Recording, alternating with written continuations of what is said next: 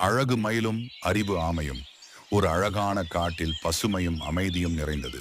அந்த காட்டில் வசித்த ஒரு மயில் தனக்கு உலகிலேயே அதிக அழகு உண்டு என்று பெருமைப்பட்டான். தன் வண்ண வாலை கிளறி மற்ற விலங்குகளிடம் பெருமை காட்டிக் கொண்டான். மற்றவர்கள் அவனை பாராட்டினாலும் அவன் அகந்தை மிகுந்து சென்றது.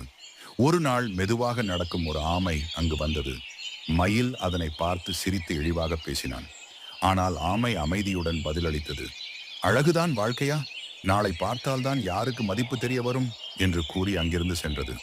அடுத்த நாள் காட்டில் ஒரு பெரிய மழை பெய்தது. வெள்ளம் சூழ்ந்தது. மயிலின் வால் நனைந்து விட்டதால் நடக்கவும் பறக்கவும் முடியவில்லை. அந்த நேரத்தில் அந்த ஆமையே வந்து மயிலுக்கு உதவி செய்தது. தன் அறிவும் அனுபவமும் கொண்டு மழை புயலை தாண்டி மயிலை காப்பாற்றியது. மயிலுக்கு அவன் செய்த தவறு புரிந்தது. அகந்தை கைவிட்டான். ஆமையை உண்மையிலே மதிக்கத் தொடங்கினான். மொழி: அழகு கண்ணுக்கே, அறிவு வாழ்க்கைக்கே.